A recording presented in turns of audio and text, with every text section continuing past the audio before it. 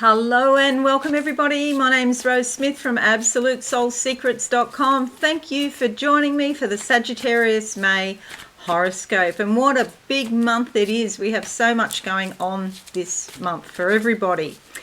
Now, first thing to mention is Mercury retrograde in Gemini from the 10th of the month to the 3rd of June, plus a little thing called a shadow period, which is when the energy is coming on or going off. So you have to allow a few days either side. It's not a good idea to sign important documents, say, just prior to the 10th of May because the energy is coming on. That's the first thing. Also, your ruler is changing signs and houses this month, so that's really big for you. There's a lunar eclipse in Scorpio on the 16th of the month. Australia and New Zealand only have a partial solar eclipse on the 1st of the month. The rest of you in the rest of the world would have had that partial solar eclipse on the 30th of April. It's actually in your 6th house of work, daily routine, health and well-being. And it's also in Taurus, so you can expect some real physical changes to come about because of this. Pluto went retrograde on the 29th of April, and that will be until the 9th of October in Capricorn. And so some of you who have been doing it tough, you might notice a difference in the energy if you're particularly sensitive or psychic or intuitive. It might seem that you're getting some sort of reprieve. It's like you've been doing the hard yards in some way, and that sort of slows down, or it doesn't feel as intense, or maybe not as deep as it has been. So a reprieve from doing the tough stuff. Okay, so you can see there, just in that quick summary, it's quite a significant month for most people. Just briefly, I'll explain. I like to draw 2 tarot cards as theme cards for the month for you. Then we'll have a look at your horoscope in depth. If you are new, please consider subscribing to the channel and hit that notification bell right now. Okay, let's go to the board and see what the cards have to say. Firstly, for Savvy Sagittarius, let's have a look and see what comes up. All right, for the first half of the month will be the first card, perhaps. There's one back here. That one, I think it was. Okay, closing my eyes, what do I see? Yeah, okay, so it is something to do with your health or well-being. A spoonful of sugar helps the medicine go down. And that suggests to me that it's a time to maybe go within, look at your health and how well or not that you feel. There could be some sort of situation also which is not that pleasant, but there's silver linings to it, so you come out on top eventually, but maybe you don't enjoy the journey so much. But let's see what the cards say. Yes, it is time to go within. We have the Hermit card. You are the light, okay? The light of awareness is shining through you, and this is coming into your mind. So it's likely to be a month where you get some very important insights. Also, there's a wolf here, and so this is about learning and teaching others perhaps at a later date, but certainly a time of learning as you go within. Meditate, look at your dreams and the small little psychic flashes that you have in the daytime, or the synchronicities in life. But yeah, get off your devices and just sit and be, and just allow anything that comes to come, okay? And don't even have expectations around it if you can help it. Because spirit is in control, and you just got to give some space for spirit to operate in your life. All right, let's look at the second half of the month. That one wants to come out too. Closing my eyes now. What do I see? A door opening up. Scamper, small little feet. I don't know if it's children or animals or pets, but the feeling of play, scampering around, playfulness, young, youth, energy, vitality, and so the second half you're feeling much better, and you could sort of be more closer to the world of the child. And that is in fact here in your horoscope. We'll talk about this in a moment, but Jupiter is going into your 5th house, which is the world of the child, so you could be feeling younger or something like playing. Yes, and here we have the 10 of Cups. There's the child's rocking horse, and this is about nurturance, kindness, motherhood, looking after your family, looking after yourself, and then of course after you've done that, looking after other people as well. A lot of green, a lot of growth around it, but it is time for some fun, time to come up, and also dealing with your creativity, perhaps even romance. Okay, and you've got a bit going on there in your 7th house, so you know that could imply that there's something going on with a deepening of relationships, but we'll come to that in a moment. All right, so these are your 2 cards, so bear these in mind. I'm going to put that one like that and that one like that, and now I'll make this bigger so that you can see it, hopefully. And all right, okay, going to rock and roll now. All right, so you have a lot here in the second house, the second quadrant of the chart. So it's still about, it's still quite private. It's not about going out into society so much, but it's becoming more aware of other people, family oriented, you know, people that are close to you, becoming more aware. This is called a royal chart in the fact that a lot of the activity is here on the western side of the chart. That means there's this issue around relationships, or this dependency, or not dependency, interdependence, I'll call it, interdependent relationships. Okay, it doesn't mean that you are codependent, of course. Your ruler, Jupiter, goes into the 5th house, broadening all of the energy here, expanding the energy around romance, creativity, and childlike wonder, entertainment, sports, dealing with other people, and yeah, this is really beneficial for your creativity. It's in Aries. It's likely to be quite spontaneous. It's likely to be active, and Mars is in there too, so a ton of energy around this area in your life. We also have Mercury retrograde in your 6th and 7th houses as well. I'll talk more about that in a moment, but it's a month where things could go a bit pie-eyed with miscommunications, and especially with technology, and it's probably to do with your everyday life or your work, or perhaps your significant relationships, so you have to be a bit careful about that. Not a good time to sign contracts, but it is a great time to complete things that you started prior to, say, around the 5th of May. Anything you start before that, and you sort of put it down, you might be waiting for something, it is a great time to complete that. There's a partial solar eclipse in the 6th house for Australians and New Zealanders only. And this brings a new beginning around your daily habits, your routine, maybe your work.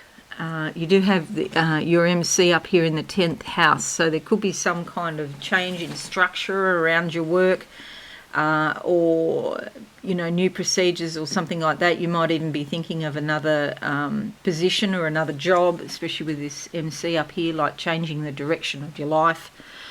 And a lunar eclipse in Scorpio in your 12th house, which could be quite turbulent because it feels intense, and it brings up a lot of subconscious contents, which is probably why you need so much time alone, particularly at the beginning of the month. Okay, and the lunar eclipse is on the 16th, by the way. All right, let's have a look at this in depth now.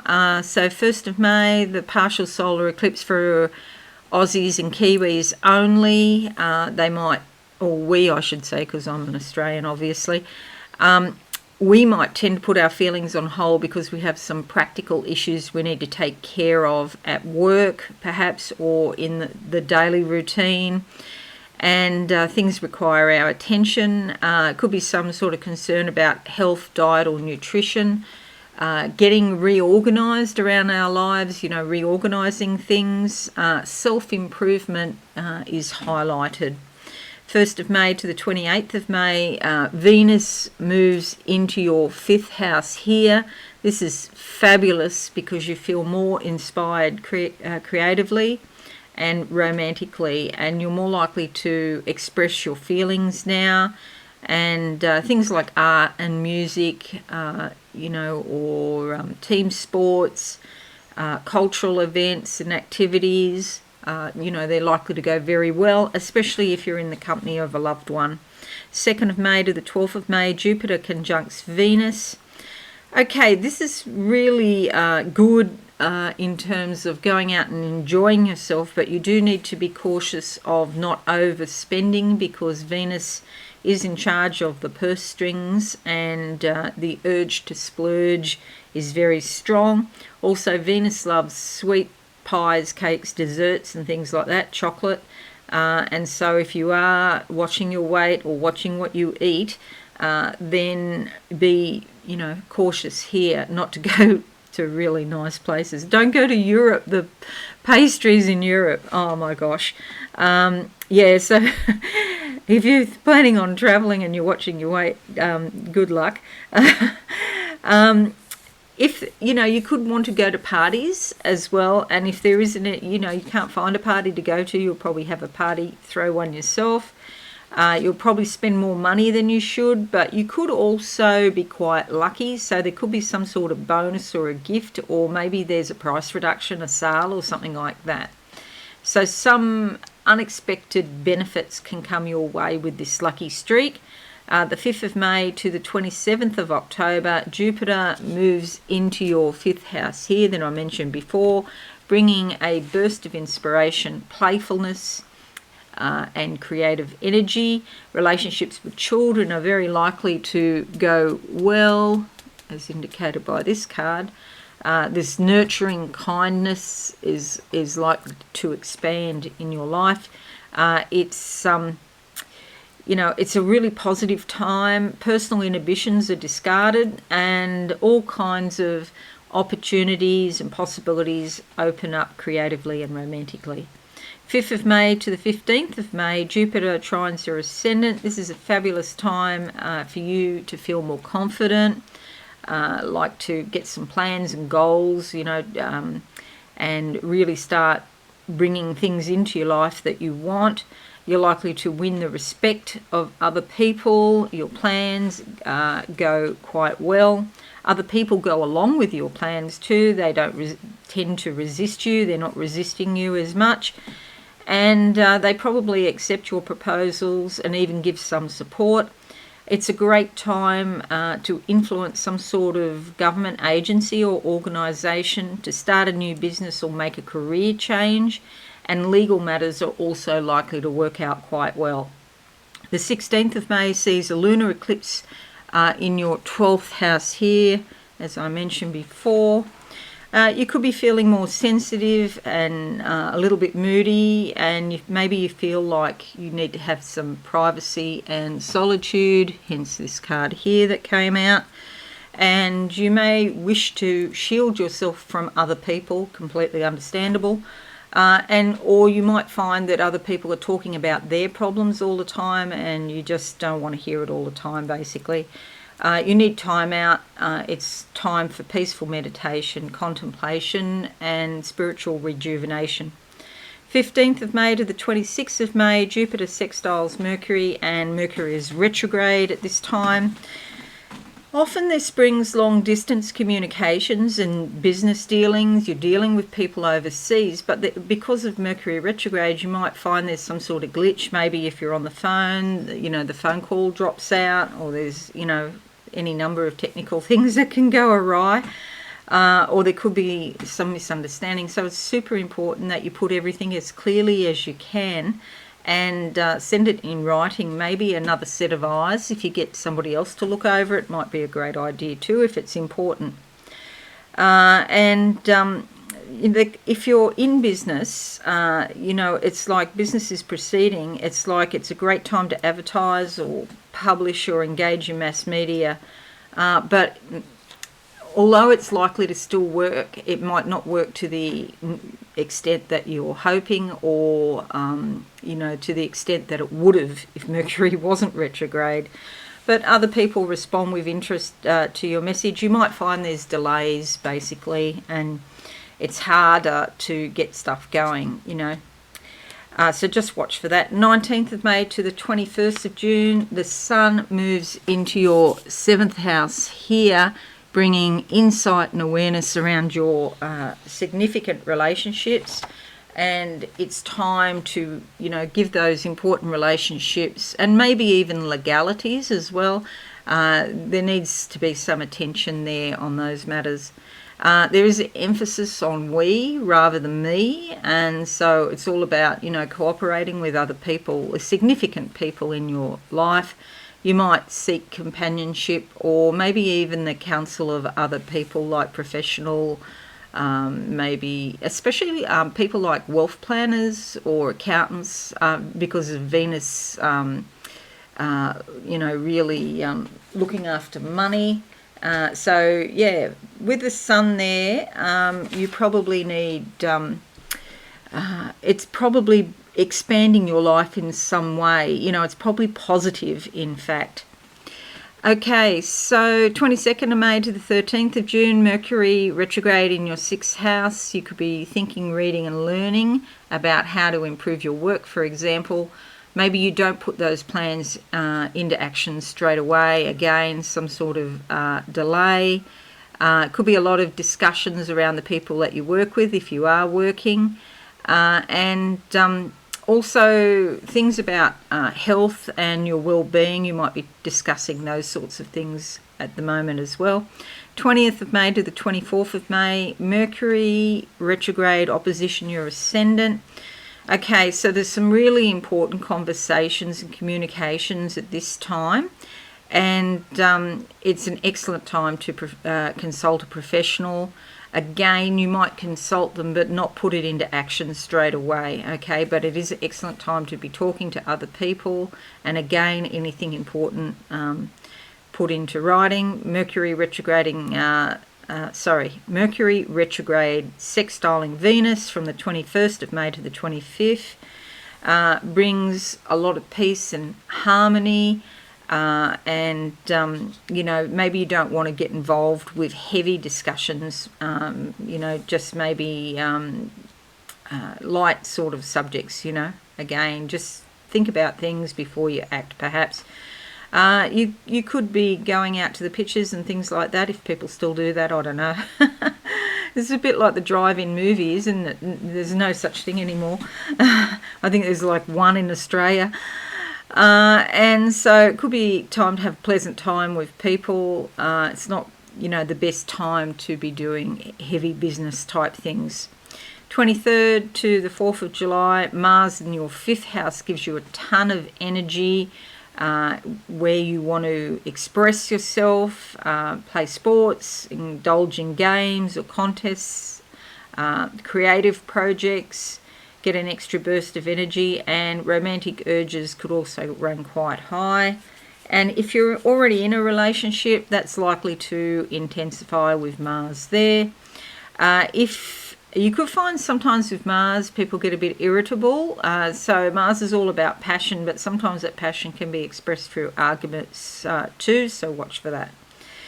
Then we have Mercury retrograde sextiling Jupiter, the 24th of May to the 28th. You could be optimistic, hopeful and forward-looking now. You see lots of possibilities and connections. Maybe you're talking about these things, but maybe it's not the time to put them into action. You might be looking at contracts and negotiations and business dealings. Yeah, just watch. You need everything double checked basically and put in writing. 27th of May to the 22nd of June, Venus moves into your 6th house, bringing harmony, peace and cooperation. Here we go. At work or even with your health, you just feel better basically. You mightn't be full of energy, but you just feel that life is going more smoothly basically. It's time for a pleasant break from routine. And then we have the 27th of May to the 9th of June, Mercury retrograde conjuncting your moon. So this could bring up sort of emotional conversations or communications, not in a bad way. It's just coming from out of your subconscious basically. There could be something very significant come up, like some sort of communication, especially with someone who used to be important to you in the past, or someone you've had a long history with. Maybe you haven't heard from them for a while and then you get this news. Maybe it's an ex-lover or somebody you used to go to school with perhaps. It's a great time to reflect and review your life. The 30th of May sees a new moon in your 7th house, bringing new beginnings. Okay, new beginnings in important relationships or legalities. And it's important that you pay attention to your relationships, nurturing, feeding relationships. Female connections could be especially emphasized now, especially those involving your mother. Okay, so that's your horoscope for the month, Savvy Sagittarius. I hope you found this useful. Leave a comment or a like. That would be fabulous. I would really appreciate that. And have a wonderful month. And if you are new, subscribe and be alive and hit that notification bell right now. Okay, so that's it. Have a wonderful month, and I'll see you all again soon. Thanks and bye for now. Thanks so much for watching. Please visit my website absolutesoulsecrets.com for all things spiritual. Have a lovely day.